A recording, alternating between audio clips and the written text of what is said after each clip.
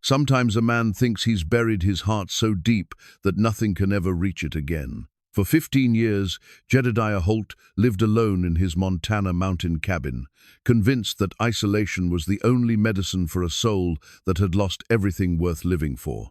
Then fate delivered Charlotte Whitmore to his doorstep in the worst blizzard of the winter. When he carried her unconscious body through his cabin door, something inside him awakened that he thought had died long ago. She was everything he'd sworn to avoid, a refined city woman whose very presence threatened the careful walls he'd built around his wounded heart. But the wilderness doesn't care about a man's good intentions, and neither does love. What happens when a man who has mastered survival discovers he's defenseless against the one thing he never saw coming? Before we jump back in, tell us where you're tuning in from, and if this story touches you, make sure you're subscribed, because tomorrow I've saved something extra special for you. The leather-bound journal sat closed on the rough-hewn table, its pages holding secrets Jedediah Holt hadn't opened in 3 years. Between those worn covers lay pressed wildflowers, mountain lupine, and Indian paintbrush, alongside pencil sketches of a woman's gentle face. Sarah's face. The journal had been his companion through the darkest nights, when memories felt like both blessing and curse, but lately he'd found the strength to let it rest, undisturbed. Outside his cabin, the Montana wilderness stretched endlessly in every direction, a vast cathedral of pine and granite that had become his sanctuary. Snow blanketed the high country in November, transforming familiar trails into treacherous passages that only a man with 15 years of mountain wisdom could navigate safely. The nearest settlement, Copper Falls, lay 3 hard days' ride through terrain that claimed the unprepared without mercy. Jed moved through his morning routine with the practiced efficiency of a man who had reduced life to its essential elements. At 39, his body carried the lean strength of constant labor and careful living. His hands, scarred from countless tasks of survival, remained gentle when they touched the things that mattered: Thunder's muzzle, the smooth stock of his rifle, the worn spines of the few books he'd salvaged from his former life. The cabin itself stood as testament to his skill and solitude. Built from lodgepole pines he'd felled himself, chinked with mud and moss against the bitter winters, it measured 20 feet square with a stone fireplace that could warm the space through the cruelest storms. A sleeping loft, accessed by a ladder, held his bedroll and few possessions. Shelves lined the walls, holding preserved foods, ammunition, and the tools that meant the difference between survival and death in this unforgiving country. Thunder nickered softly from the small stable Jed had built adjacent to the cabin. The bay gelding had been his only companion for the past 7 years, a steady presence that asked nothing more than care and occasional conversation. Jed had learned to appreciate the horse's quiet wisdom. Thunder possessed an uncanny ability to sense weather changes and danger long before human senses detected them. The morning air bit sharp and clean as Jed stepped outside to tend his animals. His breath formed small clouds that dissipated quickly in the dry mountain atmosphere. The sky stretched pale blue above the peaks, but experience told him that conditions could change within hours. November, in the high country, demanded constant vigilance.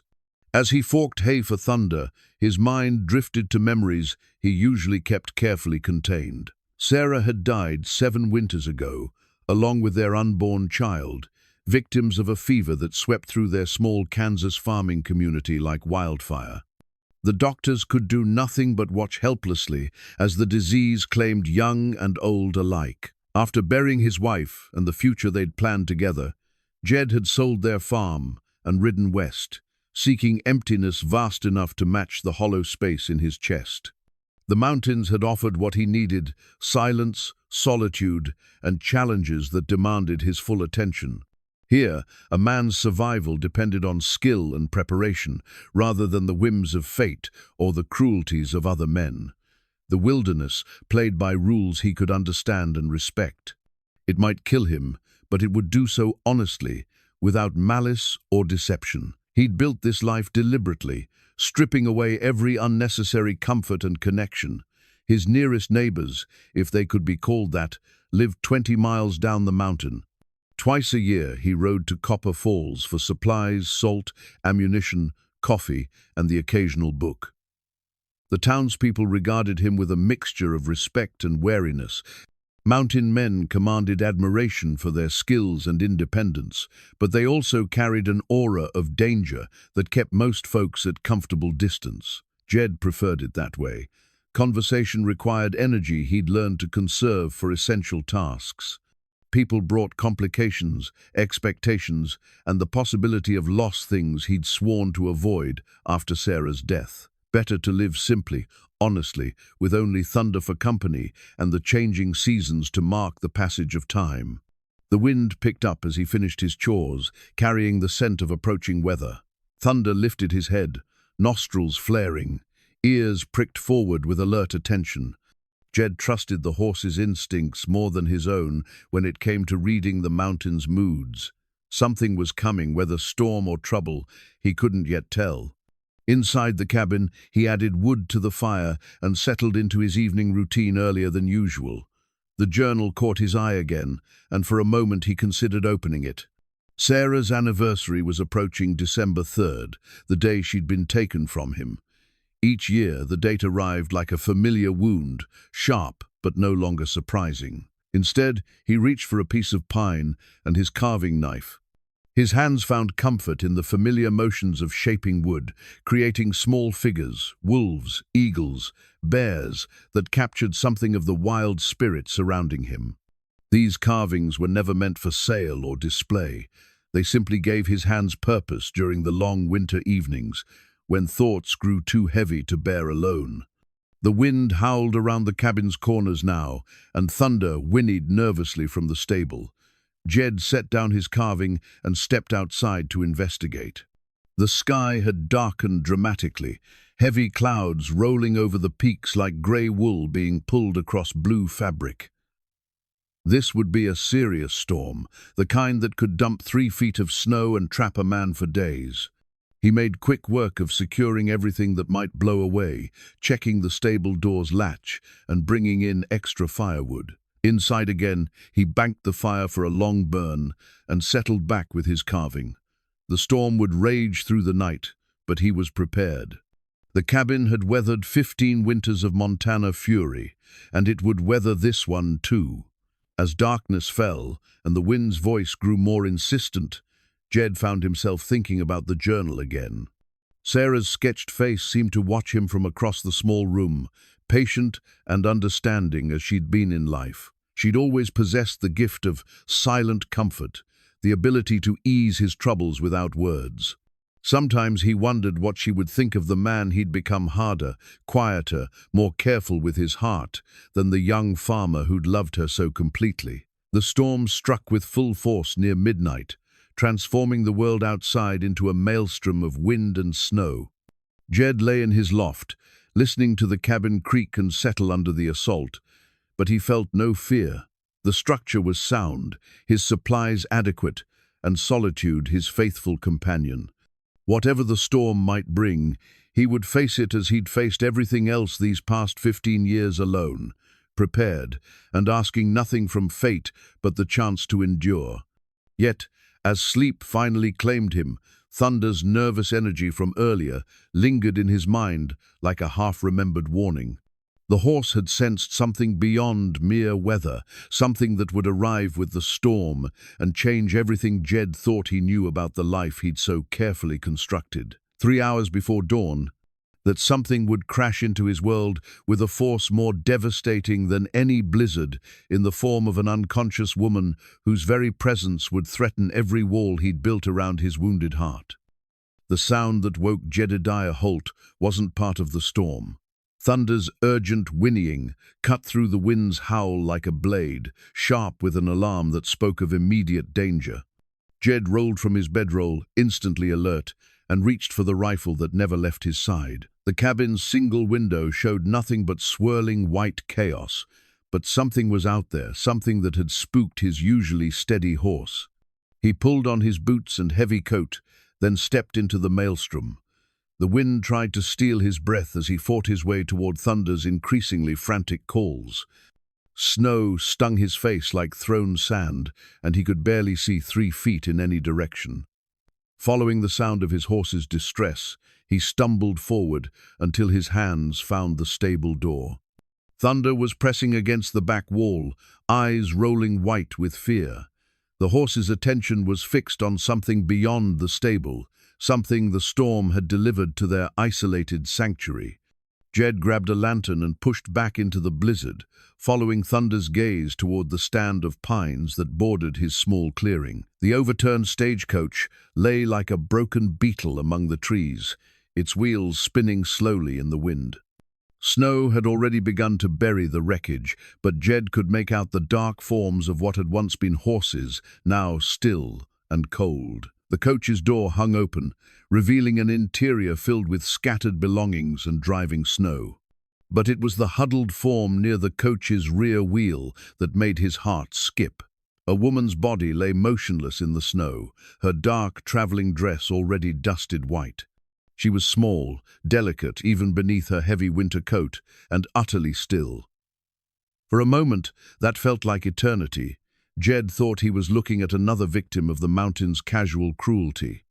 Then she stirred, a barely perceptible movement that might have been his imagination. But Thunder whinnied again from the stable, insistent and urgent. Jed dropped to his knees beside the woman, his rough hands searching for signs of life. Her pulse fluttered weakly beneath his fingertips, and her breathing came in shallow, irregular gasps. She was alive, but barely, and the storm was far from finished with its deadly work. Without hesitation, he scooped her into his arms. She was lighter than he'd expected, her body limp and unresisting against his chest. Even unconscious and half-frozen, there was something about her that struck him as fundamentally different from the hard-worn women he occasionally encountered in Copper Falls. Her hands, visible beneath wool gloves, were soft and uncalloused. Her face, pale with cold, held a refined beauty that spoke of protection and privilege rather than frontier hardship. The journey back to his cabin became a battle against wind and snow that seemed determined to claim them both. Jed's muscles burned with the effort of carrying her while fighting through drifts that reached his knees, but he pressed forward with grim determination. Behind them, the storm began to erase all trace of the stagecoach and its tragic cargo. Inside the cabin's blessed warmth, he laid the unconscious woman on his single chair near the fire. Her breathing remained troublingly shallow, and her skin felt cold as mountain stone beneath his touch. Hypothermia was setting in a killer as certain as any bullet if not treated quickly and properly. Working with the efficient care of a man who'd faced medical emergencies alone, Jed began stripping away her wet clothes. Her traveling dress was fine wool, now soaked and frozen stiff. Beneath it, layers of undergarments spoke of wealth and careful preparation for winter travel. As he worked, trying to maintain what modesty he could while saving her life, his hands discovered something that made him pause. Wrapped carefully in oilcloth and tucked into her carpet bag was a white silk dress of unmistakable purpose, a wedding gown, elaborate with lace and pearls, still pristine despite its journey. The sight of it stirred something uncomfortable in his chest, a reminder of vows and promises that belonged to a world he'd abandoned long ago. He wrapped her in his warmest blankets and moved her to his own bed in the loft, knowing that body heat was crucial for her survival. Her dark hair, freed from its proper pins, spread across his pillow like spilled ink.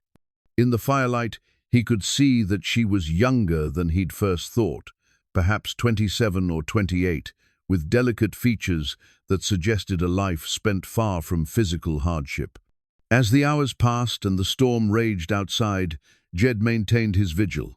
He warmed water for her to drink when she woke, prepared hot stones to place around her body, and watched for signs of consciousness. Near dawn, her eyelids began to flutter, and she made small sounds of distress. When Charlotte Whitmore's eyes finally opened, they were the color of summer sky, a startling blue that seemed to capture light even in the cabin's dim interior. For a moment she stared at the rough log ceiling above her, confusion clouding her features. Then awareness returned like cold water, and she sat up with a gasp that became a cry of alarm. "Where am I? What happened to?" Her voice was cultured, carrying the crisp consonants of Eastern education, but it cracked with fear and exhaustion. Jed stepped into her line of sight, and her reaction was immediate and violent. She scrambled backward in the bed, clutching the blankets around her, eyes wide with terror. "Don't touch me! Stay away!" "Easy," he said, his voice deliberately calm and low. "You're safe. The stagecoach crashed in the storm. I brought you here." But Charlotte saw only a large, bearded stranger in rough clothing, standing over her in an unfamiliar place. Her mind, still foggy from hypothermia, supplied the worst possibilities. "Where are my clothes? What did you do to me?" "Saved your life," Jed replied matter-of-factly. "You were half frozen. Wet clothes would have killed you." He gestured toward her belongings, now hanging near the fire to dry. "Everything's there. Nothing was taken." She stared at him with the wariness of a trapped animal, taking in his imposing size, the rifle that leaned against the wall, the complete isolation of their situation. When she spoke again, her voice carried the authority of someone accustomed to being obeyed. "I demand you take me to the nearest town immediately. My family will pay whatever you ask for my safe return." Jed almost smiled at that, the idea that money could negotiate with a Montana blizzard. "Can't take you anywhere right now. Storm's not finished, and it's 3 days hard ride to Copper Falls in good weather." The reality of her situation began to penetrate Charlotte's shock. She was alone with a strange man in the middle of nowhere, dependent on his good intentions for her very survival. Everything she'd been taught about proper behavior and self-protection seemed laughably inadequate in this raw, unforgiving place. "The other passengers," she whispered, memory returning in fragments. "The driver, the guards, are they?" "Dead," Jed said simply. There was no gentle way to deliver such news, and sugar-coating truth had never been his way. "You're the only survivor." Charlotte's composure finally cracked. She buried her face in her hands, shoulders shaking with silent sobs. The wedding dress in her trunk represented an escape from one trap, but fate had delivered her into another that might prove far more dangerous than an unwanted marriage. Jed stood awkwardly nearby, uncertain how to comfort a crying woman after so many years of solitude. Sarah had been the last person he'd held while she wept, and that memory belonged to a different man entirely. Finally, he simply said, "You're alive. That's something." When Charlotte looked up again, tears had carved clean tracks through the dirt on her cheeks, but her eyes held a determination that surprised him. "What do you want from me?" The question hung in the air between them like smoke from the fire. What did he want? He'd acted on instinct to save her life, but now she was here, in his sanctuary, disrupting the careful order of his existence. She was everything he'd deliberately avoided, beautiful, refined, connected to a world of expectations and complications he'd fled. "Nothing," he said finally. "When the storm passes and the trails are clear, I'll take you to town. Until then, you're safe here." But even as he spoke the words, Jed felt something stirring in the depths of his carefully guarded heart, something dangerous and unwelcome that whispered this woman might want everything he'd sworn never to give again. The carved wooden wolf sat on the mantelpiece like a silent witness to the tension that filled the cabin. Jed had whittled it during his second winter alone, when the solitude pressed against his mind like a physical weight. The wolf's eyes seemed to watch everything predatory, patient, waiting. Now, with Charlotte Whitmore huddled in his bed, those carved eyes seemed to mock his carefully constructed isolation. Charlotte had refused his offer of breakfast, sitting rigidly upright, with the blankets pulled to her chin like armor. Her damp hair fell in waves around her shoulders, and despite her exhaustion, she maintained the posture of a woman accustomed to proper drawing rooms rather than one-room cabins. Every few minutes, her gaze would dart to the rifle, to the door, to him calculating distances and possibilities with the desperate focus of someone planning an escape. "The storm won't break for another day, maybe two," Jed said, stirring the pot of venison stew that hung over the fire. The smell filled the small space, rich and hearty, but Charlotte's stomach remained stubbornly knotted with fear. "You need to eat something. Your body's been through enough." "I'm not hungry," she replied, though the lie was betrayed by the soft growl from her midsection. She'd eaten nothing since the stagecoach had left its last station 2 days ago, and her body was demanding fuel for recovery. Jed ladled stew into a wooden bowl and set it on the small table within her reach. "Suit yourself, but refusing food up here is a luxury you can't afford." His matter-of-fact tone irritated her more than threats might have. Charlotte was accustomed to men who either deferred to her social position or attempted to charm her with flattery. This stranger treated her with the same practical indifference he might show a wounded animal necessary to care for, but requiring no special courtesy. "You speak of luxury," she said, unable to keep the frost from her voice. "Yet you choose to live like a savage in the wilderness." The words hung in the air between them, and Charlotte immediately regretted their sharpness. Whatever this man's intentions, he had saved her life. But her fear and displacement sought an outlet, and criticism was a weapon she knew how to wield. Jed's expression didn't change, but something shifted behind his eyes, a brief glimpse of old pain before his features settled back into careful neutrality. "Maybe I prefer the company of savages to civilized folks." The rebuke was gentle but pointed, and Charlotte felt heat rise in her cheeks. She was behaving like a spoiled child, and some part of her recognized the injustice of it. This man had risked his own safety to pull her from the storm, had given her his bed, his warmth, his food. Her proper Boston upbringing demanded better manners, even in these impossible circumstances. "I apologize," she said quietly. "That was unkind." Jed glanced at her with surprise. In his experience, people rarely apologized for harsh words, especially those who felt themselves superior to mountain dwellers. The simple acknowledgement shifted something between them, creating a small space where conversation might be possible. "What's your name?" he asked, settling into the cabin's only chair with his own bowl of stew. "Charlotte Whitmore." She hesitated, then added, "of the Boston Whitmores." The addition was automatic, bred into her from childhood, a way of establishing her place in the world's hierarchy. Jedediah Holt. Just Jed. He didn't mention any family or connections, and Charlotte wondered if that was because he had none, or because they didn't matter in this place, where survival trumped social standing. "How long have you lived here?" she asked, genuine curiosity beginning to replace some of her fear. The cabin, while rough, showed signs of careful construction and long habitation. The man who built this place had intended to stay. 15 years, near enough. Jed took a slow spoonful of stew, considering how much of his history to share. "Came west after my wife died. Kept traveling until I found a place that felt far enough away." The simple statement carried weight that Charlotte couldn't fully grasp. She'd known loss. Her mother had died when she was 12, but she'd never experienced anything that would drive her to flee civilization entirely. "I'm sorry for your loss." Jed nodded acknowledgement but didn't elaborate. Some stories weren't meant for sharing, especially not with a stranger who would be gone from his life as soon as the trails cleared. Charlotte's gaze drifted around the cabin, taking in details she'd missed in her initial panic. Books lined, one wall not many, but carefully chosen and well read. A small collection of carved animals sat on various shelves, each one capturing some essential quality of wilderness life. The furniture was rough but sturdy, built by hands that understood both function and durability.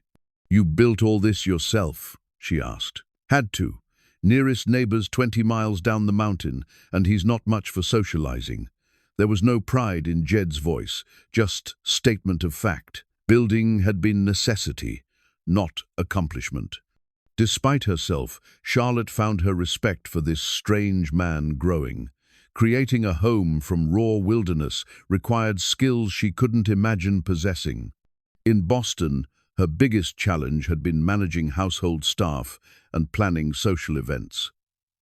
Here, survival itself was a daily achievement. The wolf carving caught her attention again, and she pointed to it. "Did you make that?" Jed's eyes followed her gesture, and for a moment his expression grew distant. "Helps pass the time during winter." He paused, then added, "That one's from my second year here. Wolves used to come around the cabin sometimes, looking for easy food. We had an understanding they stayed out of my business. I stayed out of theirs. Used to? Haven't seen a pack in 3 years now. They moved deeper into the mountains when more settlers started pushing into the lower valleys." There was something like regret in his voice, as if he'd lost old friends rather than potential threats. Charlotte studied the carving more closely. Despite its crude tools and rough materials, the wolf possessed a lifelike quality that spoke of careful observation and genuine artistry. The man who made this had watched real wolves, had understood their nature well enough to capture it in wood. "It's beautiful," she said, and meant it. Jed looked surprised by the compliment, as if beauty wasn't something he'd considered when creating his small sculptures. "It's just whittling." "No," Charlotte said firmly, "it's art. In Boston, people pay handsomely for work half as skilled as this." The comparison seemed to amuse rather than please him. "Different world up here. Art's what you make when you've got time left over from staying alive." His words highlighted the vast difference between their experiences. Charlotte's world was one of leisure and refinement, where art existed for its own sake. Jed's world was one of constant necessity, where beauty emerged only in the margins of survival. Yet as she watched him tend the fire with the same careful attention he'd given to carving the wolf, Charlotte began to see a different kind of artistry, the art of living deliberately, of finding purpose in simple, essential tasks. There was something appealing about the honesty of it, the direct connection between effort and result. The afternoon wore on with the storm showing no signs of abating. Charlotte finally accepted the bowl of stew, finding it surprisingly good despite its humble presentation. As warmth spread through her body and her strength began to return, she felt some of her panic receding. This man, whatever his rough exterior, had shown her nothing but careful kindness. "Why did you save me?" she asked suddenly. "You could have left me in the storm. No one would have known." Jed was quiet for a long moment, poking at the fire with an iron rod. When he finally spoke, his voice was soft but certain. "Because leaving someone to die, when you could save them, makes you something less than human. No matter how far you run from civilization, you don't get to run from that." The answer revealed more about his character than hours of conversation might have done. Despite his chosen isolation, despite the walls he'd built around his wounded heart, Jedediah Holt remained fundamentally decent, a man who would risk himself for a stranger because it was simply the right thing to do. As evening shadows began to fill the cabin and the wind continued its assault on the walls, Charlotte found herself seeing her captor in an entirely different light. Perhaps she wasn't trapped with a dangerous stranger after all. Perhaps she was simply sharing shelter with a good man who'd forgotten how to trust the world with his heart. The blue hair ribbon lay between the pages of Jed's journal like a pressed flower, faded but still soft to the touch. Sarah's ribbon, the one she'd worn the morning she first took ill, when fever began its relentless claim on her life. Charlotte discovered it quite by accident when she knocked the journal from the table while trying to move closer to the fire. The book fell open, and the ribbon fluttered to the floor like a whispered secret. "I'm sorry," she said quickly, bending to retrieve both book and ribbon. "I didn't mean to." But her words died as she saw the sketches covering the open pages. A woman's face looked back at her from the yellowed paper, rendered in careful pencil strokes that spoke of deep familiarity and tender observation. The woman was beautiful in a gentle way, with kind eyes and a soft smile that seemed to radiate warmth even from the flat surface of the page. Jed's hand closed over hers as she held the ribbon, his calloused fingers surprisingly gentle. "That was my wife," he said simply. "Sarah." Charlotte looked from the sketch to his weathered face, seeing pain there that time had dulled, but never erased. The woman in the drawing was young, perhaps her own age, with an expression of such trust and contentment that it made Charlotte's heart ache for a stranger she'd never known. "She was lovely," Charlotte said softly, carefully placing the ribbon back between the pages where it belonged. "How long were you married?" 5 years. Jed took the journal from her hands, closing it with the reverent care of a man handling sacred relics. "Best years of my life. And I didn't know it until they were gone." The admission hung between them in the firelit cabin, raw and honest in a way that made Charlotte's chest tighten. She thought of her own engagement to Richard Pemberton, a cold arrangement born of family expectations rather than affection. Her parents had been delighted with the match, viewing it as the perfect merger of Boston's old money with newer industrial wealth. She'd felt nothing but dread. "Is that why you came here?" she asked. "To escape the memories?" Jed was quiet for a long moment, staring into the fire as if seeking answers in the dancing flames. "Thought I was. Turns out you can't run far enough to escape yourself." He glanced at her, his dark eyes reflecting the firelight. "What about you? What are you running from?" The question caught Charlotte off guard. She'd told herself she was simply traveling west to visit relatives, but the wedding dress in her trunk told a different story. The truth sat heavy on her tongue, years of proper upbringing warring with an unexpected desire to be honest with this man who'd shown her such unexpected gentleness. "A wedding," she said finally. "My wedding, to be precise." Jed's eyebrows rose slightly. "Man must be something special to chase you clear out to Montana territory." "He's not chasing me," Charlotte said quickly. "At least, I hope he's not." "The wedding was supposed to be next month, but she took a shaky breath. "I couldn't go through with it, so I took what money I had and bought passage on the first stage heading west." "Not love then?" It wasn't a question, and Charlotte found herself grateful for his directness. In Boston society, such personal matters were approached with layers of euphemism and delicate inference. Jed's plain speaking was oddly liberating. "No, not love. Duty. Family obligation. Financial advantage." She laughed, but there was no humor in the sound. Everything except the one thing that should matter most. Jed nodded slowly, understanding flickering in his expression. "Family pressure's a powerful thing, makes people do things they wouldn't choose for themselves." "Did your family approve of Sarah?" Charlotte asked, then immediately regretted the personal question. "I'm sorry, that's none of my business. Sarah was a farmer's daughter, and I was a farmer's son," Jed said without apparent offense. "Wasn't much for families to disapprove of. We chose each other because we wanted to, not because it made sense on paper." The simple statement highlighted everything that was wrong with Charlotte's own situation. Richard Pemberton was handsome enough, educated, wealthy, and entirely suitable according to every measure her family valued. He was also cold, calculating, and had made it clear that he viewed their marriage as a business transaction rather than a union of hearts. "You were fortunate," Charlotte said quietly. "To have that choice." Jed agreed. "Don't know if I'd have the courage to make it again." Something in his tone made Charlotte look at him more closely. He was watching her, with an expression she couldn't quite read, part wariness, part something that might have been longing. The air between them seemed to thicken, charged with an awareness that neither had acknowledged aloud. "The storm's easing," he said suddenly, though Charlotte could still hear wind rattling the shutters. It felt like retreat, as if he'd stepped too close to some invisible line and needed to pull back. She nodded, though part of her felt disappointed by the change of subject.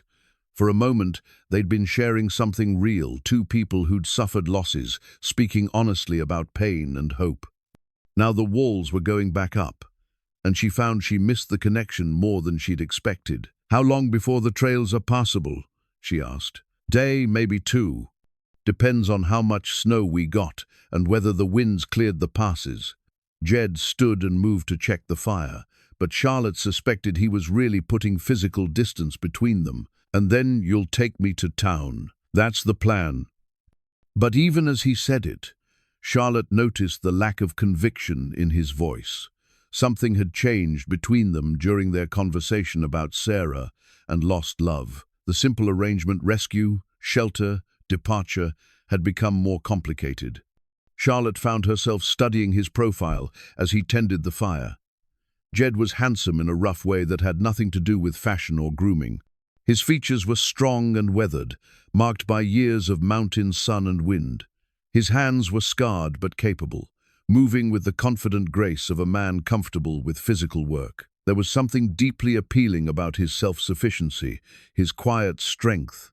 Most of all, there was his gentleness. Despite his size and obvious capability for violence, the rifle was never far from his hand. He'd treated her with consistent kindness. When he'd changed her wet clothes to save her life, he'd been respectful and matter-of-fact. When she'd been frightened and rude, he'd responded with patience rather than anger. "Jed," she said impulsively, then stopped, uncertain what she'd meant to say. He turned from the fire, and their eyes met across the small space of the cabin. The moment stretched between them, full of possibilities neither was ready to name. Charlotte felt something flutter in her chest, not fear this time, but something warmer and more dangerous. "What is it?" he asked, his voice softer than usual. "Nothing," she said quickly, but she couldn't look away from his face. "Just thank you for everything." Jed nodded slowly, but his eyes remained fixed on hers. "You don't need to thank me, Charlotte." The way he said her name sent a small shiver through her that had nothing to do with cold. When had she given him permission to use her first name? When had the formal distance between them dissolved into something more intimate? Outside, the wind continued its assault on the cabin walls, but inside, the space felt suddenly too small, too warm, too charged with unspoken possibilities. Charlotte was acutely aware of her borrowed nightshirt, of the way Jed's presence seemed to fill the room, of the dangerous path her thoughts were taking. She was a woman fleeing an unwanted marriage, and he was a man still grieving his lost wife. Neither of them was prepared for the attraction that was growing between them like a fire that had found dry kindling. But as the storm raged outside and the night deepened around them, Charlotte began to wonder if some forces of nature were simply too powerful to resist.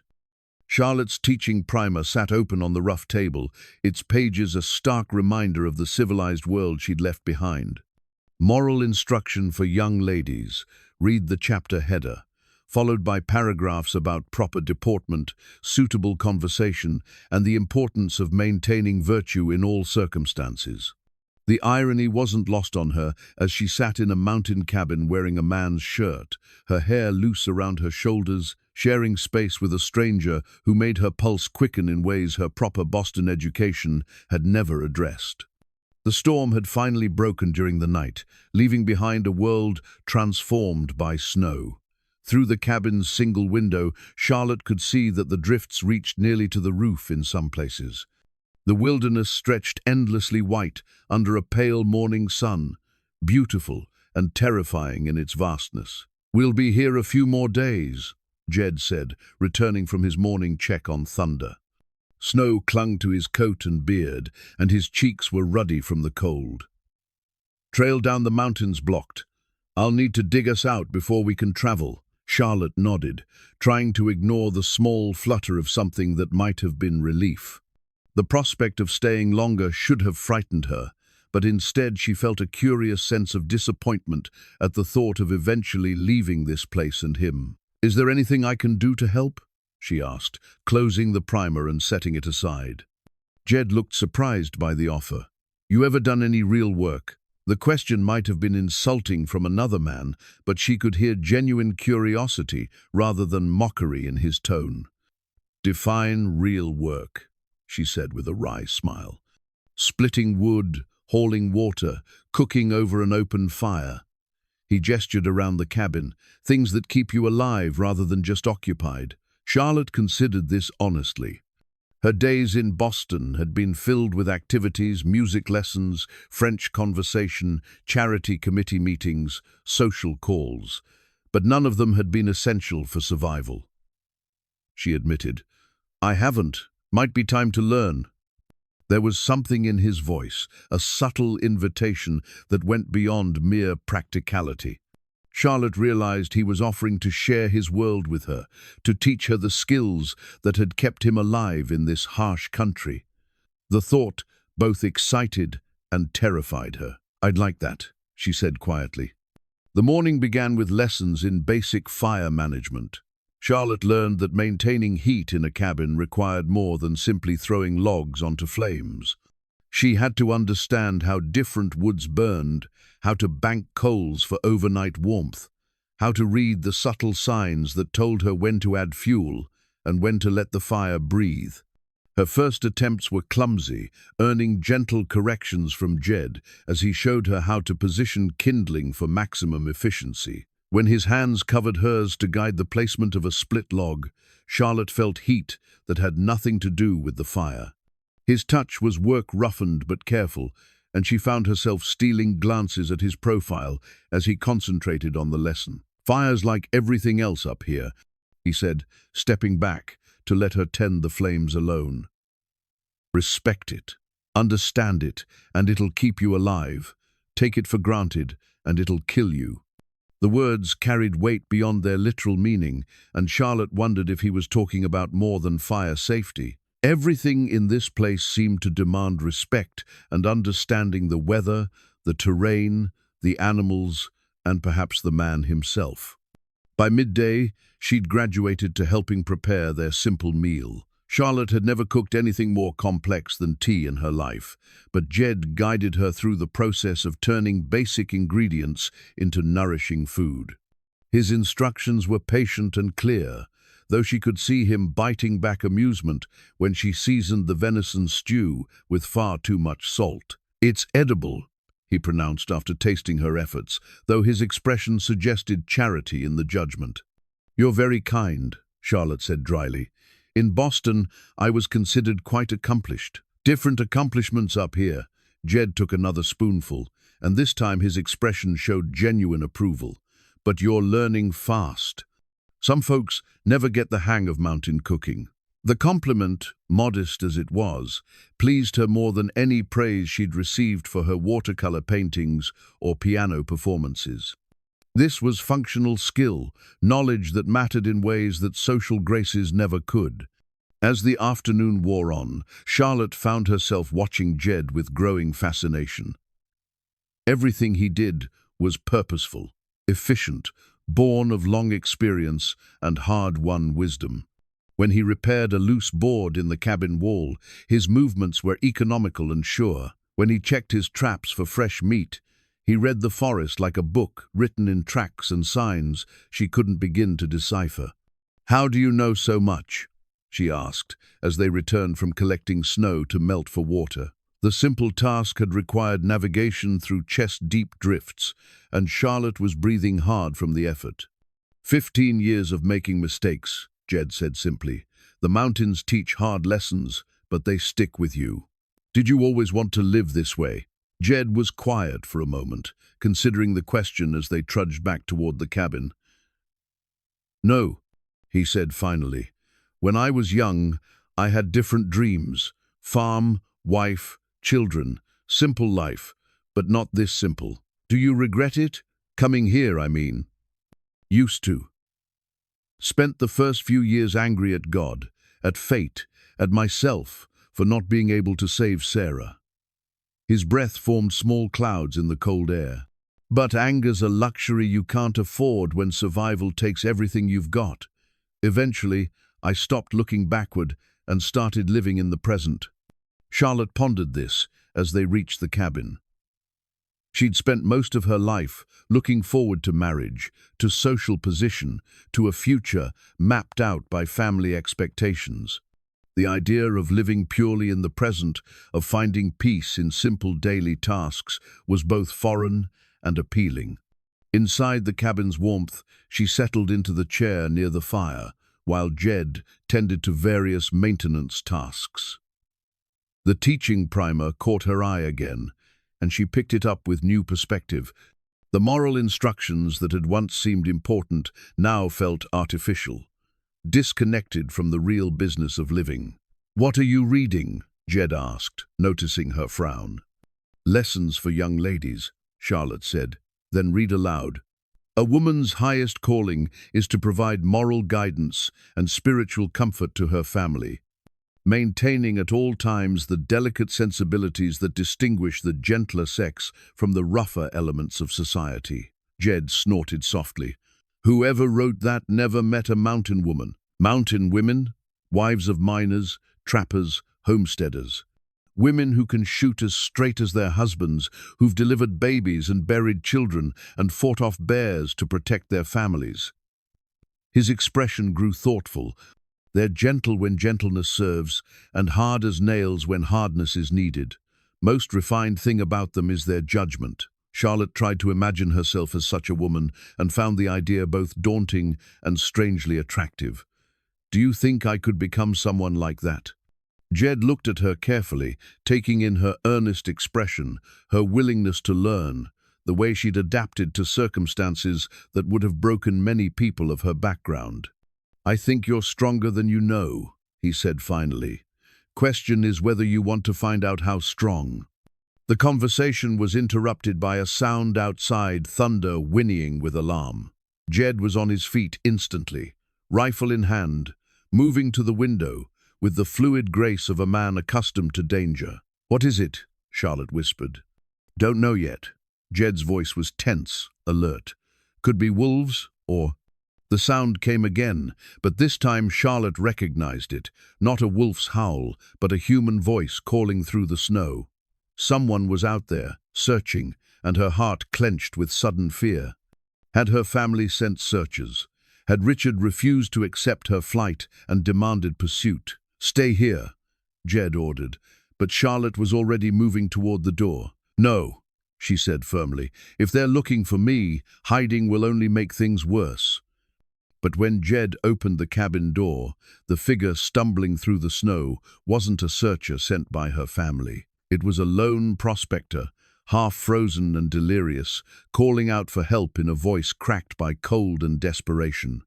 Jed immediately went to the man's aid, and Charlotte found herself helping to bring another stranger into their sanctuary. As they worked together to save the prospector's life, Charlotte realized that her question about becoming a mountain woman was already being answered. She was discovering strength she'd never known she possessed, finding purpose in work that mattered. And with each passing hour in Jed's company, she was learning that some lessons couldn't be found in any primer, they could only be lived. Jed's father's pocket watch sat silent in his palm, its hands frozen at 3:17, the exact moment Sarah had drawn her last breath 7 years ago. He'd stopped the watch deliberately that terrible morning, unable to bear the thought of time continuing without her. Now, as he sat by the dying fire while Charlotte slept in the loft above, he found himself staring at the timepiece and wondering if hearts, like watches, could be wound again after years of stillness. The prospector they'd rescued 3 days earlier had recovered enough to continue his journey, but his brief presence had changed something fundamental in the cabin's atmosphere. Charlotte had worked tirelessly to nurse the man back to health, displaying a competence and strength that surprised them both. When she'd knelt beside the stranger's makeshift bed, cleaning his wounds with gentle efficiency, Jed had seen glimpses of the woman she might become, not the refined Boston lady, but someone harder and more essential. "You're awake." Charlotte's soft voice came from the loft's edge, and Jed looked up to see her peering down at him through the railings. "Couldn't sleep," he admitted, closing the watch and slipping it back into his pocket. She climbed down the ladder with growing confidence, no longer the helpless city woman who'd arrived in the storm. Her movements had adapted to the cabin's rhythms, becoming more economical and sure. The borrowed clothes, his spare shirt, and the pants they'd altered to fit her smaller frame had replaced the fine traveling dress, and somehow the rough garments suited her better than silk ever had. "Is something wrong?" she asked, settling into the chair across from him. Jed considered the question. Something was definitely wrong, but not in the way she meant. The careful isolation he'd maintained for 15 years was crumbling, and he felt powerless to stop it. Worse, he wasn't certain he wanted to stop it. "Spring's coming," he said instead. "Another month, maybe 6 weeks, and the high passes will be clear." Charlotte nodded, understanding the implication. When spring arrived, their enforced proximity would end. She would return to civilization, and he would resume his solitary existence. The thought should have brought relief, but instead, it settled in his chest like a stone. "I've been thinking about that," she said quietly, "about what happens when the snow melts. You'll go to Copper Falls, catch the next stage east, back to your family, your old life." The words tasted bitter as he spoke them. "Will I?" Charlotte's voice carried a note of challenge. "What if I don't want to go back?" Jed's heart skipped, but he forced himself to meet her gaze steadily. "Your family will be worried. They'll have search parties out as soon as the weather permits. Let them search." There was steel in her voice now, a determination that reminded him of mountain women he'd known. "I'm not a child. Jed, I'm 27 years old, and I have the right to choose my own path." "And what path is that?" he asked, though part of him feared the answer. Charlotte was quiet for a long moment, staring into the fire's dying embers. When she spoke, her words came slowly, as if she were discovering them as she said them. "I don't know yet, but I know it's not in Boston, married to a man I don't love, living a life that feels like a beautiful prison." The firelight played across her face, highlighting the changes that weeks in the mountains had wrought. Her skin had lost its porcelain pallor, taking on the healthy color of someone who worked outdoors. Her hands, once soft and useless, now bore small calluses from splitting wood and hauling water. Most significantly, her eyes held a confidence that hadn't been there when she'd first awakened in his cabin. "This isn't an easy life," Jed said carefully. "The mountains don't care about your good intentions or your determination. They'll kill you for a moment's carelessness. You could teach me." The words hung between them, full of possibility and danger. "You could show me how to survive here." Jed felt something crack inside his chest, not breaking, but opening, like ice giving way to spring water. The watch in his pocket seemed to pulse with sudden life, as if time itself were starting to move again after years of stillness. "Charlotte," he said, her name rough in his throat. "I know it's asking a lot," she continued, leaning forward in her chair. "I know I'm not like the women you're used to. But I'm learning, Jed. I'm changing, and I think I could be happy here. With you." The admission hung in the air between them, brave and vulnerable and terrifying in its honesty. Jed found himself looking at her, really looking and seeing not the refined lady who'd arrived in the storm, but a woman of growing strength and quiet beauty who'd somehow become essential to his carefully ordered world. "I can't control myself around you," he said suddenly, the words escaping before he could stop them. Charlotte's breath caught. "What do you mean?" Jed stood abruptly, pacing to the window, as if distance could provide safety from the feelings coursing through him. "I mean, you make me want things I gave up years ago. You make me remember what it felt like to hope for a future instead of just enduring the present." "Is that so terrible?" "It is when I have nothing to offer you but hardship and isolation." He turned to face her, his expression fierce with internal struggle. "You deserve better than a broken-down mountain man who's forgotten how to live with other people." Charlotte rose from her chair, moving toward him with deliberate steps. "Don't I get to decide what I deserve? You don't understand what you'd be giving up, don't I?" Her voice carried heat now, frustration at his assumptions about her desires and capabilities. "I've lived that life, Jed. I've had the fine clothes and the social position and the endless round of meaningless activities that filled my days without feeding my soul. I've been treated like a delicate ornament, valued for my appearance and my connections rather than who I am as a person." She stopped directly in front of him, close enough that he could see the golden flecks in her blue eyes. "These past weeks, working beside you, learning from you, I've felt more alive than I ever did in Boston. More useful, more myself." Jed's resolve wavered as he looked down at her upturned face. The firelight caught the copper highlights in her dark hair, and he found himself remembering how soft those strands had felt when he'd carried her unconscious form from the storm. How right she'd looked, sleeping in his bed. How natural it had seemed to wake and find her there.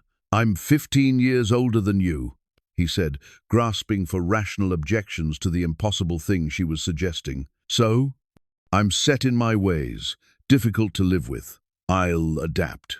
You don't know what winter's really like here. Months of isolation, storms that last for weeks." "Then teach me." Charlotte reached up and touched his face, her palm warm against his bearded cheek. "Teach me everything I need to know to survive here, to thrive here, with you." The touch shattered the last of his defenses. With a sound that was half groan, half surrender, Jed pulled her against him, his arms encircling her small frame, as if she were something precious he'd thought lost forever.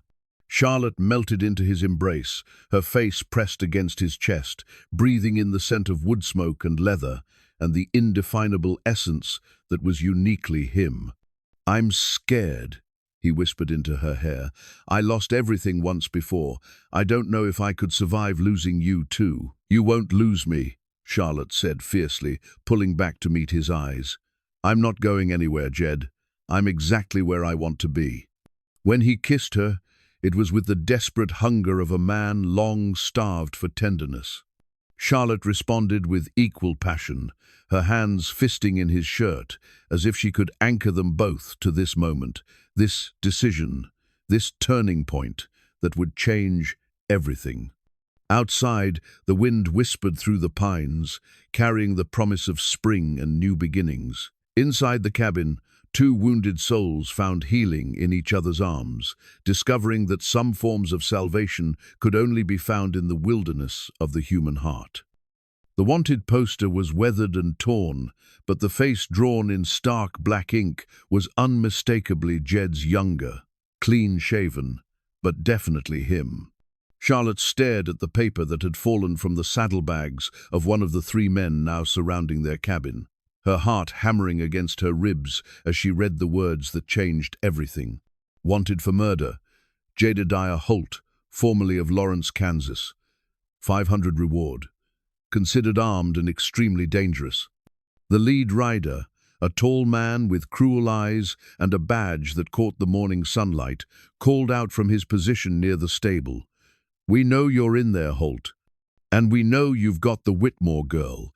Come out with your hands up, and maybe we can settle this peaceful-like." Charlotte's blood ran cold at the casual mention of her name. These weren't just bounty hunters seeking Jed, they'd been sent for her as well. The comfortable world she and Jed had built over the past month shattered like ice struck by a hammer. Inside the cabin, Jed stood frozen by the window, his rifle in his hands but his face grey with something that looked like defeat. "I should have told you," he said quietly, not meeting her eyes. "Told me what?" Charlotte's voice was barely a whisper. "About Kansas, about why I really came to the mountains." Jed's knuckles were white where he gripped the rifle. There was a man named Richard Pemberton. Charlotte's world tilted. "Richard Pemberton? My Richard Pemberton?" Jed's head snapped toward her, surprise replacing resignation in his expression. "Your what?" "My fiancé, the man I ran away from marrying." Charlotte felt sick, pieces of a terrible puzzle clicking into place. What does he have to do with this? Before Jed could answer, the lead rider's voice cut through the morning air again. "Time's running short, Holt. Mr. Pemberton wants his property back, and he's not a patient man. The girl comes with us, and you get to face justice for what you did to his partner." "His partner," Charlotte repeated, the words feeling foreign on her tongue. Jed closed his eyes briefly, then opened them to meet her stare.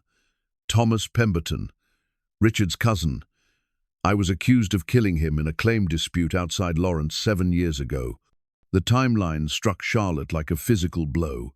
7 years ago, the same time Sarah died. Just after. Jed's voice was hollow. I was grieving, not thinking straight.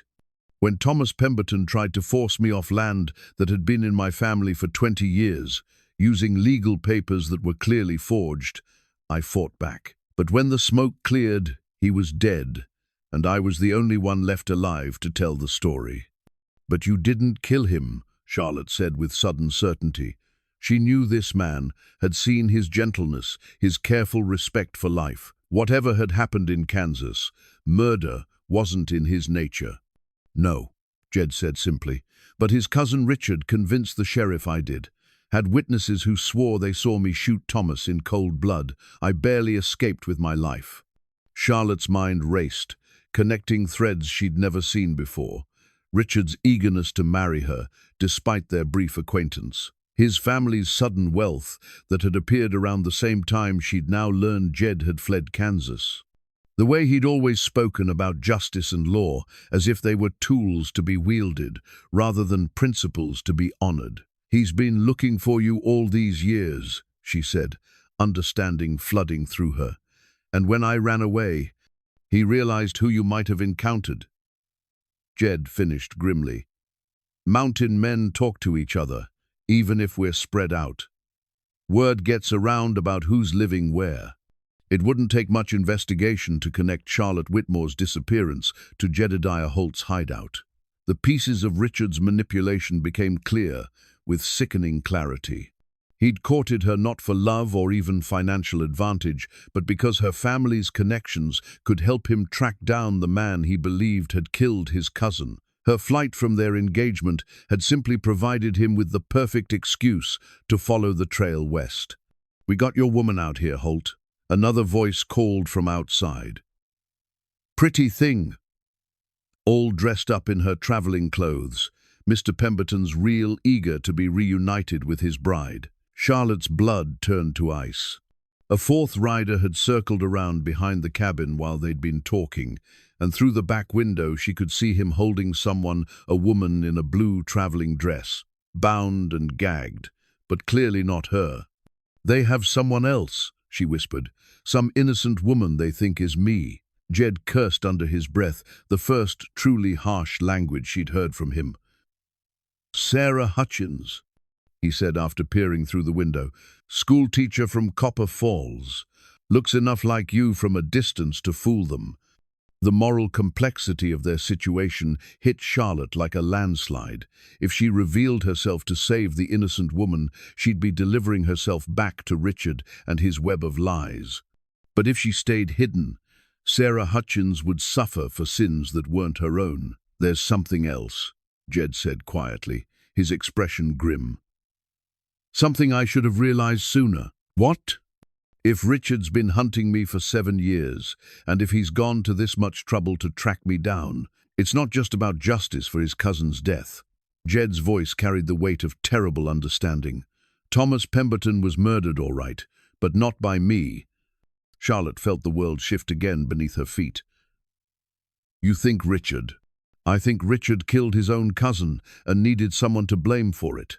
And I think whatever Thomas discovered about his business dealings was worth killing to keep secret. Jed's jaw tightened with anger. Which means we're not just dealing with bounty hunters looking for a fugitive. We're dealing with a murderer who's been covering his tracks for 7 years. The sound of horses moving closer galvanized them both into action. Charlotte grabbed the wanted poster and stuffed it into her shirt, evidence that might prove crucial later. Jed checked his rifle and moved to the gun port he'd cut in the cabin's wall years earlier for just such emergencies. Can we get to Sarah? Charlotte asked, her mind already working on rescue possibilities. Not without exposing ourselves completely, Jed said. They've got her positioned where any move we make will put her in the line of fire. Then we have to be smarter than they are. Charlotte's voice carried a determination that would have surprised her Boston acquaintances. You know this country better than anyone. There has to be a way. Jed looked at her with something approaching admiration. You're talking about a fight, Charlotte. These aren't civilized men playing by gentlemen's rules. They'll kill without hesitation if they think it serves their purpose. Then we'll have to make sure they don't get the chance. Charlotte moved to stand beside him at the gun port, her shoulder touching his arm. You said the mountains teach hard lessons. Teach me this one. Outside, the lead rider was growing impatient. Last chance, Holt. Come out now, or we start making this unpleasant for everyone involved. Jed's hand found Charlotte's, squeezing gently. I need you to know something, he said quietly. Whatever happens here, these past weeks with you have been the best of my life since Sarah died. You brought me back to life, Charlotte. Don't ever forget that. Nothing's going to happen to us, she said fiercely. We're going to get out of this, save that innocent woman, and expose Richard for what he really is. But even as she spoke the brave words, Charlotte could see the terrible odds they faced.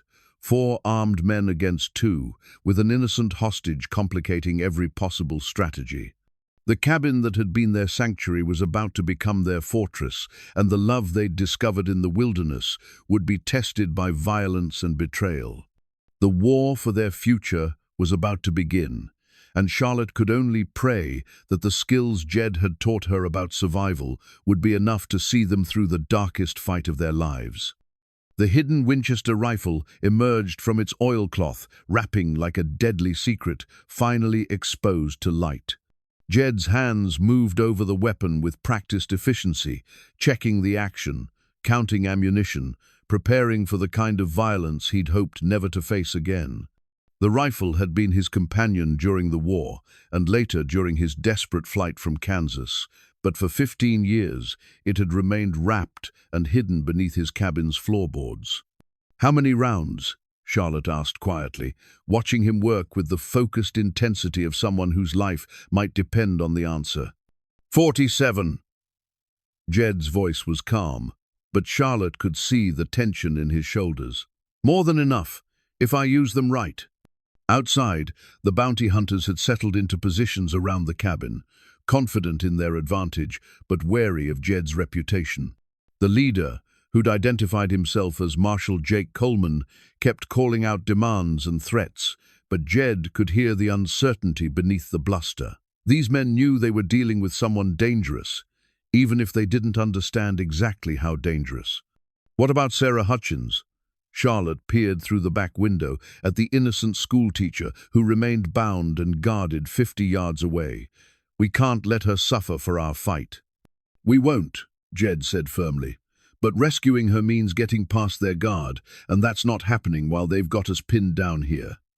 Charlotte nodded, her mind working through possibilities with the strategic thinking she'd never needed in Boston drawing rooms. What if we make them come to us instead? Jed glanced at her with surprise. Explain. They want me alive, Richard made that clear. And they want you alive too, or at least they want to be able to prove they killed the right man. Charlotte's voice grew more confident as she developed her idea. That means they can't just burn us out or shoot randomly through the walls. They have to take us intact. So they'll have to come in eventually, and when they do, we'll be ready for them. Charlotte moved to the cabin's main room, studying angles and cover with eyes that had learned to see tactically. This place is built like a fortress, only one door, windows too small for a man to climb through easily, and we know every inch of it. Jed followed her reasoning with growing admiration. You're thinking of making them fight on our terms instead of theirs. Exactly. Charlotte's transformation from refined lady to mountain strategist was complete. But we need to make sure Sarah is safe first. Can you hit her guard from here? Jed moved to the gun port and studied the distance carefully. It's a long shot, and if I miss, you won't miss. Charlotte's confidence in his abilities was absolute. I've watched you hunt. You don't take shots you can't make. The trust in her voice steadied something in Jed's chest. He'd been alone for so long that having someone believe in his capabilities felt like a gift he'd forgotten how to receive. After I take the shot, they'll know exactly where we are. Things will get violent fast. I understand. Charlotte checked the smaller rifle Jed had taught her to use for hunting. "What do you need me to do?"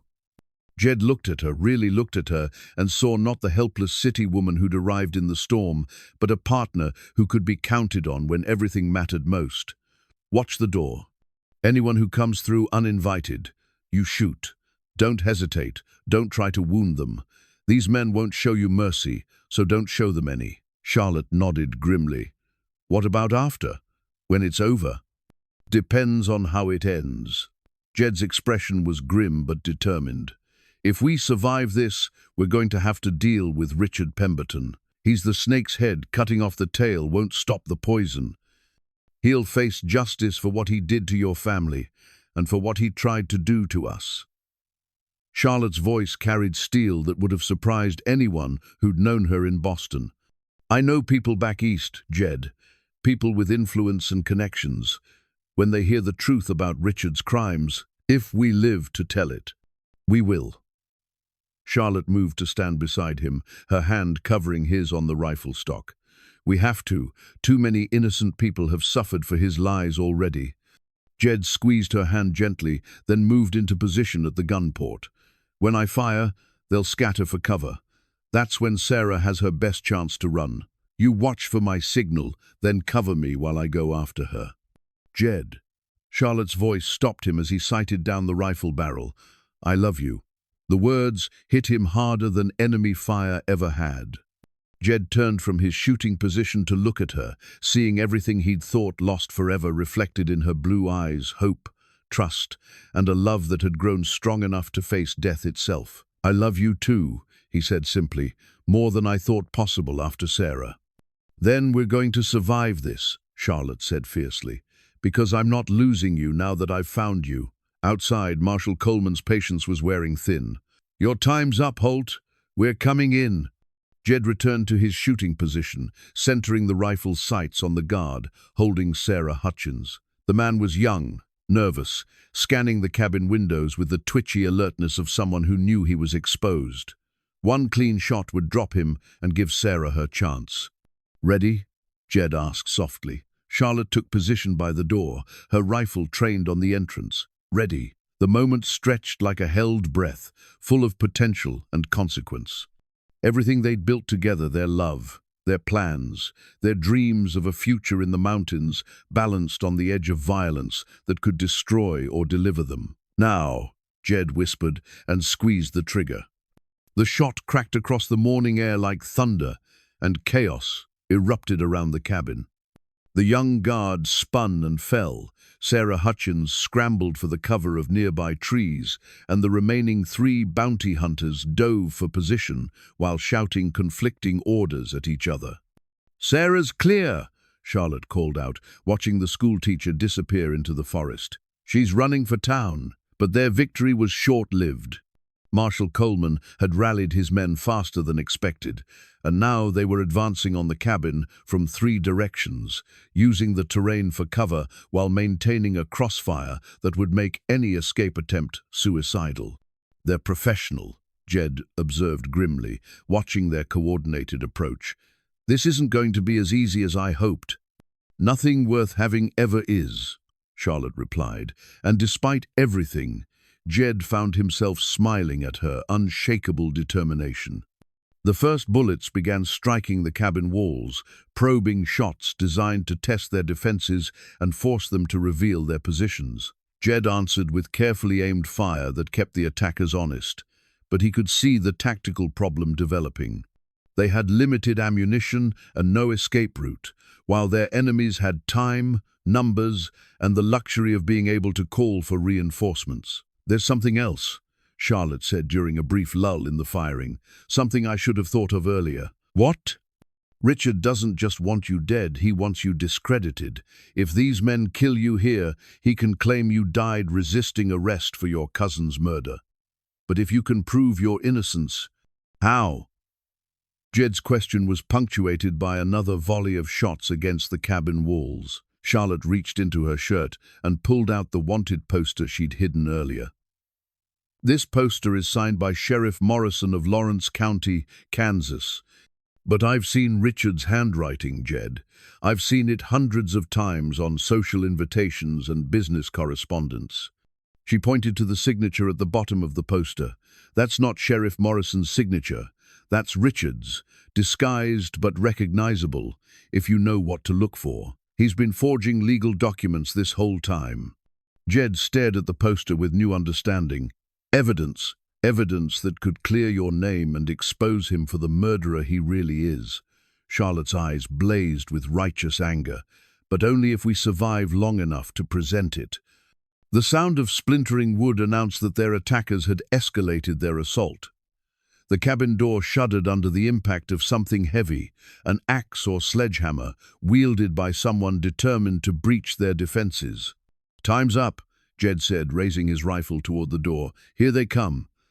Charlotte moved to her position, heart hammering but hands steady on her weapon. Outside, Marshal Coleman was shouting final warnings that meant nothing, legal justifications for the violence about to unfold.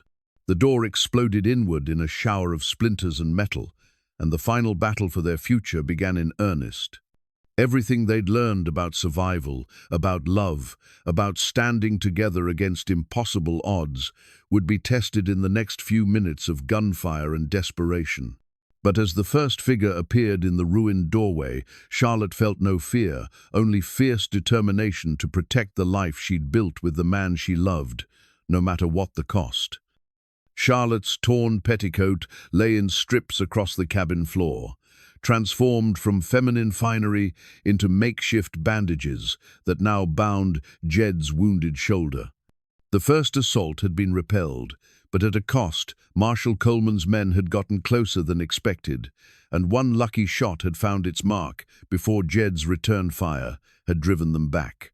"How bad?" Charlotte asked, tying off the last strip of fabric with hands that remained remarkably steady despite the chaos of the past hour. "I'll live," Jed said through gritted teeth, flexing his left arm to test the damage. The bullet had torn through muscle without hitting bone, painful but not incapacitating. "Though I'm going to be slower on this side." Charlotte nodded, already adjusting their defensive strategy to account for his injury. The transformation from sheltered lady to capable partner was complete. She'd crossed a line during the fighting that could never be uncrossed, and both of them knew it. Two of Coleman's men lay dead outside the cabin, testament to Jed's deadly accuracy and Charlotte's surprising competence with a rifle. But Coleman himself remained alive, along with one other gunman, and their fury at being outfought by their quarry had made them reckless and dangerous. "They'll try again soon," Jed observed, reloading his Winchester with methodical care. "Coleman's the type who takes losses personally." As if summoned by his words, the marshal's voice rang out from behind the overturned supply wagon he dragged into position for cover. "You killed good men in there, Holt, men with families waiting for them back home. Men who came to murder an innocent man," Charlotte called back before Jed could stop her. Her voice carried across the battlefield with surprising authority. "Men who were willing to kill for Richard Pemberton's blood money." The silence that followed her outburst stretched long enough to make Jed worry they'd revealed too much. But when Coleman spoke again, his tone had shifted from righteous anger to calculating interest. "So the lady knows what this is really about," he said. "Richard said you might have poisoned her mind with lies about his family. The only lies are the ones Richard's been telling for 7 years. Charlotte's anger burned bright and clean, fueled by everything she'd learned about the man she'd almost married. Thomas Pemberton was murdered, all right, by his own cousin. Another long silence, then Coleman's laugh, ugly and knowing. "You think I don't know that girl? You think any of us believed that wanted poster was legitimate?" The admission hit Charlotte like a physical blow. These weren't lawmen seeking justice, they were hired killers who knew exactly what crimes they were covering up. "Then why?" she called out, though part of her already understood the answer. "Because Richard Pemberton pays better than honest work," Coleman replied without shame, "and because dead men don't file appeals or hire lawyers to investigate old murders." Jed's jaw tightened with fury, but his voice remained controlled when he spoke. What about the school teacher? She did nothing to earn your violence. Collateral damage, Coleman said dismissively. Though it worked out well enough, gave us a way to flush you out. The casual cruelty of the statement revealed everything Charlotte needed to know about the men they were fighting. These weren't misguided lawmen or even ordinary criminals. They were killers who would murder anyone who stood between them and their payment. "They're not going to let us walk away from this," she said quietly to Jed. "Even if we surrender, they'll kill us both to keep us quiet." "I know." Jed's expression was grim but determined. "Which means we end this here, one way or another." The afternoon sun was beginning to slant through the cabin windows, casting long shadows that would soon provide cover for their enemy's next assault. Jed could see Coleman moving behind his makeshift barricade, probably planning his final attack for the moment when darkness gave him the advantage. "There's something I need to tell you," Charlotte said suddenly, her voice urgent. "About Richard. About why he's so desperate to find you. It can wait." "No, it can't." Charlotte gripped his uninjured arm. "Jed, I think Thomas Pemberton discovered something about Richard's business dealings, something worth killing for." Jed's attention sharpened. "What kind of something?" "My father mentioned it once, how the Pemberton fortune seemed to appear overnight. How Richard went from being a clerk in his uncle's law office to owning half the commercial district in Kansas City." Charlotte's mind raced through fragments of overheard conversations and suspicious connections. What if Thomas found evidence that Richard was stealing from their clients? Or worse, land fraud, Jed said with sudden understanding. "That forged deed he tried to use on my farm. What if that wasn't the first time?" The pieces clicked together with sickening clarity. Richard hadn't just killed his cousin to steal Jed's land. He'd been running a systematic scheme to defraud homesteaders across Kansas territory, using his position as a lawyer to forge documents and steal property. Thomas must have discovered the extent of his cousin's crimes and threatened to expose him. "He's not just covering up one murder," Charlotte whispered. "He's protecting an entire criminal empire." A sound outside interrupted their conversation, the scrape of metal on stone, the careful whisper of someone moving closer to the cabin under cover of the growing shadows. Coleman was making his move, and this time he wouldn't be taking chances. "Get ready," Jed murmured, moving to the gun port despite the pain in his shoulder. "This is going to be their final push." Charlotte took position by the back window, watching for flanking movements while keeping her rifle ready.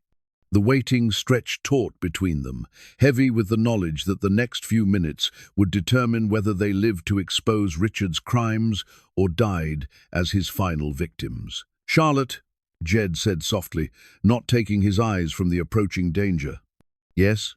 If something happens to me, nothing's going to happen to you." Her voice was fierce with determination. "But if it does," he continued quietly, "promise me you'll get that evidence to the authorities. Real authorities, not more of Richard's hired guns." Charlotte's throat tightened, but she nodded. "I promise. But we're both getting out of this alive, Jed. We have too much to live for now." The shadow, moving along the cabin's east wall, suddenly broke into a run, and Jed's rifle spoke with deadly authority. But even as the attacker fell, Charlotte caught movement at the back window, Coleman's remaining man trying to breach their defenses from behind. Her shot took him center mass, and he crumpled without a sound. But the victory felt hollow, because somewhere in the lengthening shadows, Marshal Coleman was still out there, wounded and desperate and more dangerous than ever. "One left," Jed said grimly. "The most dangerous one," Charlotte replied, and settled in to wait for the final confrontation that would decide their fate. The wedding ring slipped from Jed's finger as he reloaded his rifle, the simple gold band that had bound him to Sarah's memory for 7 long years, finally released. It rolled across the cabin floor and came to rest against Charlotte's boot, a small, symbolic gesture that spoke of endings and new beginnings in the midst of their desperate fight for survival. Charlotte glanced down at the ring, understanding its significance even as she kept watch for Coleman's next move. That small circle of gold represented Jed's past, his grief, and his long journey back to the possibility of love.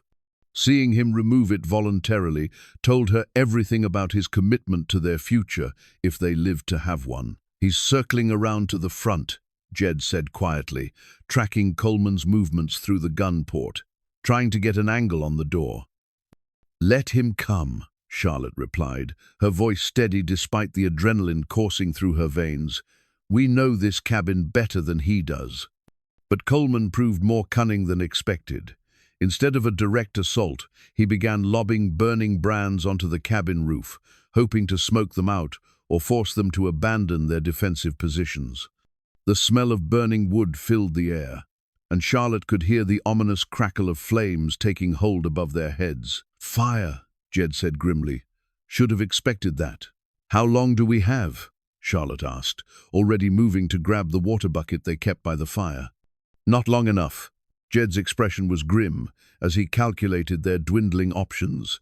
"He's smart, forces us to choose between burning alive or coming out where he can pick us off." Charlotte climbed onto the table and reached toward the ceiling, trying to douse the flames through the gaps between the logs. But the fire was spreading faster than she could fight it, and smoke was beginning to fill the cabin's interior. "There," Jed said suddenly, pointing toward the corner where he'd built a small root cellar beneath the floorboards. "We can get out through the tunnel." Charlotte stared at him in surprise. "What tunnel?" "Emergency exit.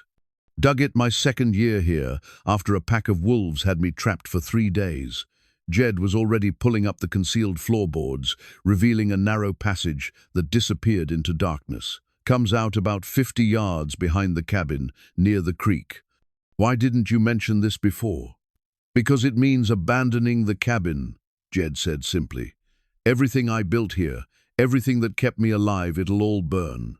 Charlotte understood the magnitude of what he was offering to sacrifice.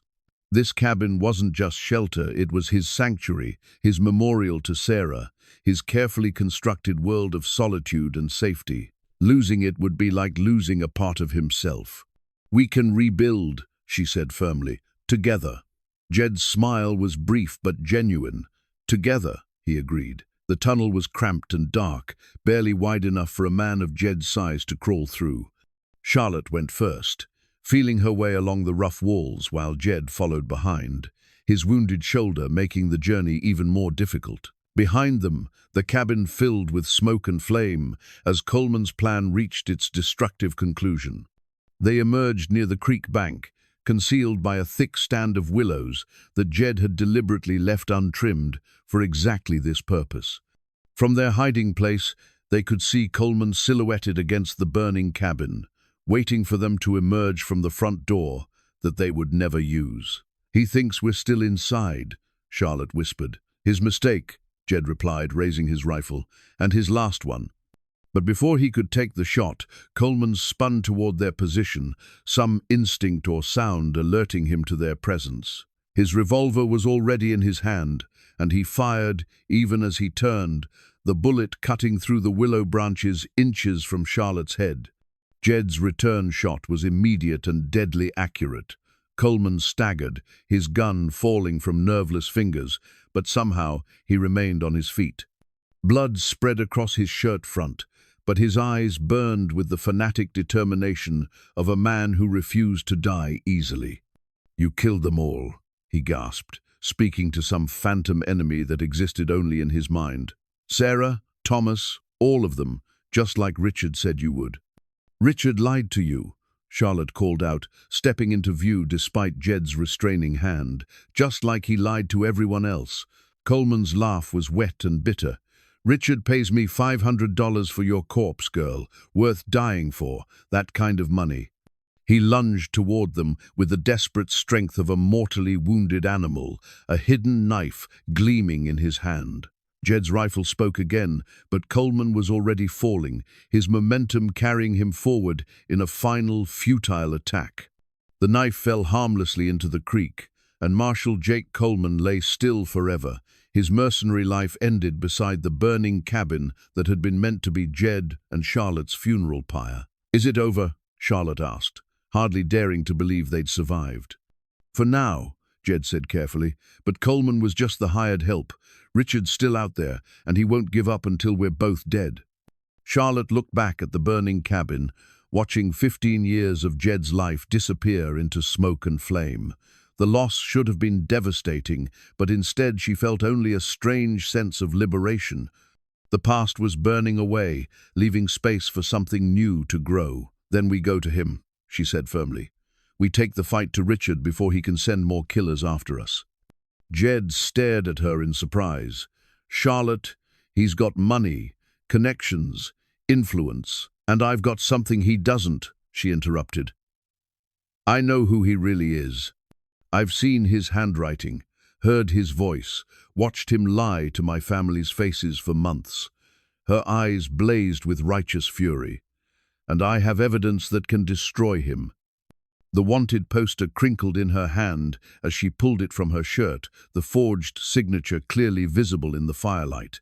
"This is our weapon, Jed. This is how we clear your name and make him pay for what he did to Thomas, to you, to all his victims." Jed looked from the burning cabin to the woman who'd become his partner in every sense that mattered, and saw not the refined Boston lady he'd rescued from the storm, but a mountain woman capable of anything necessary to protect the life they'd built together. Sarah's ring glinted on the ground between them, a final reminder of the past that was ending.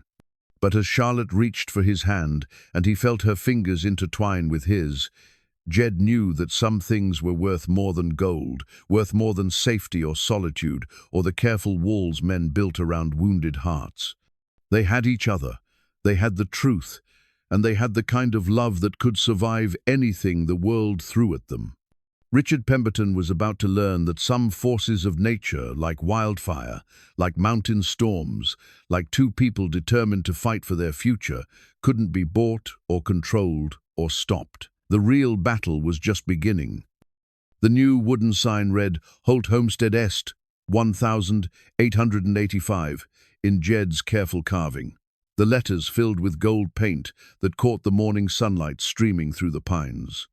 Charlotte traced the words with her finger as she stood beside their rebuilt cabin, marveling at how much their world had changed in the 6 months since Coleman's death and Richard Pemberton's eventual arrest. The trial had been a sensation in Kansas City, with newspapers across the territory covering the story of the corrupt lawyer who'd murdered his cousin and spent 7 years hunting an innocent man. Charlotte's testimony, supported by the forged wanted poster and Sarah Hutchins's corroborating account of the bounty hunter's crimes, had destroyed Richard's carefully constructed lies. Additional victims had come forward once the truth emerged, families who'd lost their land to Richard's fraudulent schemes, business partners who'd been cheated or threatened into silence. Richard Pemberton was now serving 25 years in territorial prison, his empire of theft and murder finally brought to justice. The judge had formally cleared Jed's name and issued a public apology for the years of wrongful persecution. Not that Jed particularly cared about official vindication. He'd found something more valuable than legal absolution in the love of the woman who'd stood beside him through everything. "Admiring your handiwork?" Charlotte asked, coming up behind him with 2 cups of coffee steaming in the crisp mountain air. "Admiring my partner," Jed replied, accepting the coffee gratefully. "The sign's just wood and paint." Charlotte smiled at that, remembering the tentative woman who'd awakened in this man's cabin nearly a year ago. That person felt like a stranger now, some distant relative who'd lived a careful, constrained life in a world of social expectations and empty courtesies. The woman she'd become was harder, more capable, more herself than she'd ever imagined possible. The new cabin was larger than the original, built with Charlotte's needs in mind, as well as Jed's practical requirements. It had proper windows to let in light, shelves for the books she'd ordered from back east, and a kitchen area where she could practice the increasingly sophisticated cooking techniques Jed continued to teach her.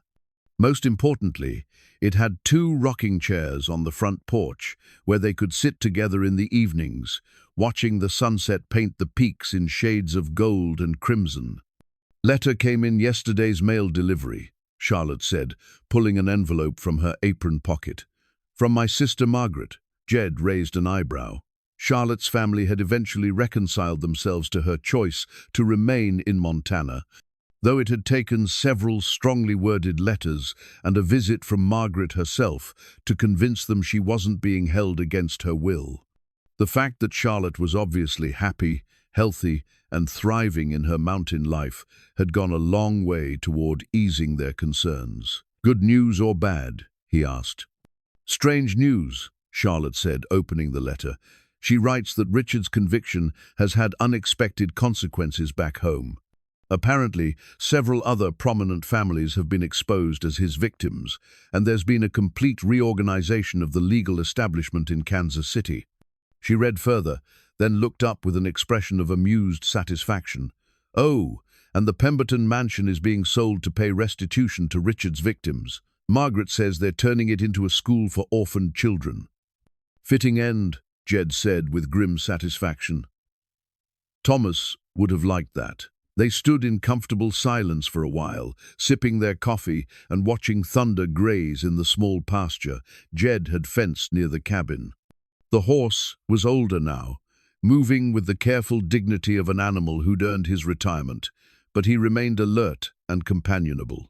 Charlotte had grown to love the bay gelding almost as much as Jed did, appreciating his steady presence and quiet wisdom. "Any regrets?" Jed asked suddenly. Charlotte considered the question seriously, as she always did when he asked it. She'd given up wealth, social position, and family approval to build this life with him. Her hands were permanently stained and calloused from work, her skin weathered by mountain sun and wind, her wardrobe reduced to practical clothes that could withstand the demands of frontier living. "None," she said firmly, "not a single one." And she meant it. The woman who'd fled her engagement to Richard Pemberton had been searching for something she couldn't name: purpose, authenticity, the chance to discover who she really was beneath the layers of expectation and propriety. She'd found all of that and more in the arms of a mountain man who'd taught her that love wasn't about comfort or security, but about finding someone willing to face life's challenges as your partner. "What about you?" she asked in return. "Do you miss the solitude?" Jed's laugh was warm and genuine. "I thought I would. 15 years of silence takes some getting used to breaking. But having someone to share the sunrise with, someone to talk through problems with, someone who makes even the simplest tasks feel like adventures." He shook his head. "I can't imagine going back to the way things were." Charlotte leaned against his shoulder, breathing in the familiar scent of wood smoke and leather that would always mean home to her. "Good thing you won't have to." They were interrupted by the sound of hoofbeats on the trail leading up to their homestead. Visitors were still rare, though not as uncommon as they'd been in Jed's solitary years. Word had spread through the territory about the couple who'd brought down Richard Pemberton's criminal empire, and they occasionally received visits from travelers seeking advice, assistance, or simply the chance to meet the legendary mountain man and his remarkable wife.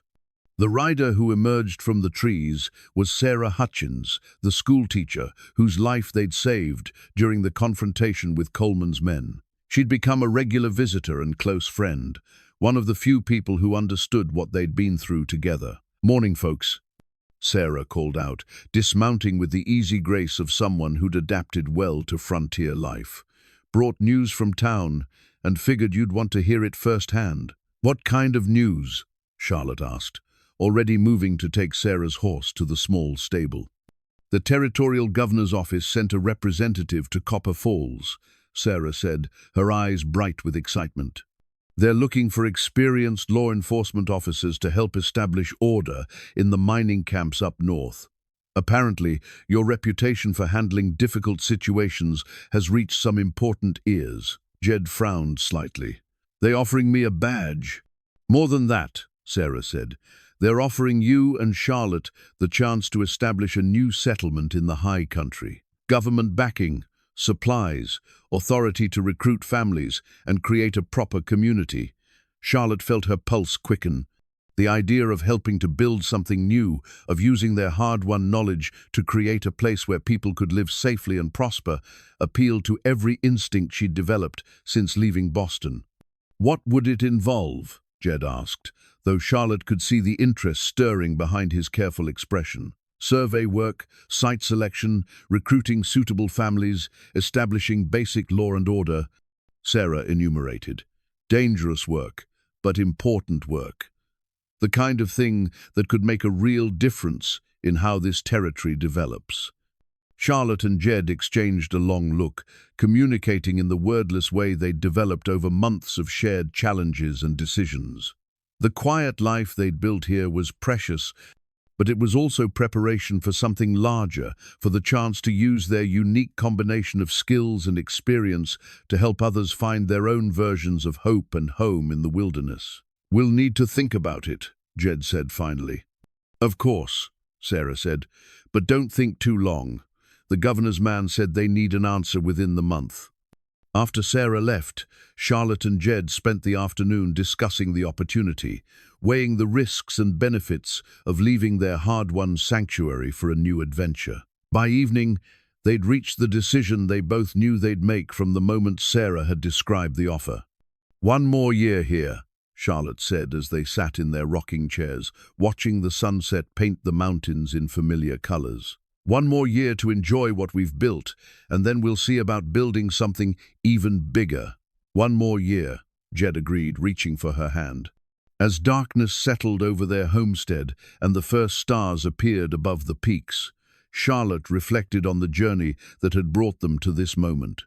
She'd come to the mountains running from a life that felt like a beautiful prison, and she'd found freedom in the arms of a man who'd forgotten how to hope. Together, they'd faced killers and corrupt officials, survived storms and gunfights, built a home from raw wilderness and a love from wounded hearts. They'd learned that some things like trust, like courage, like the kind of love that grew stronger under pressure, couldn't be bought or inherited or awarded by society's approval. The wooden sign beside their door bore witness to their achievement: Holt Homestead Est, 1885. But the real monument to their love wasn't carved in wood or built from stone. It lived in the way they faced each new day as partners, in the quiet confidence they'd found in each other's strength, in the knowledge that whatever challenges the future might bring, they would meet them together.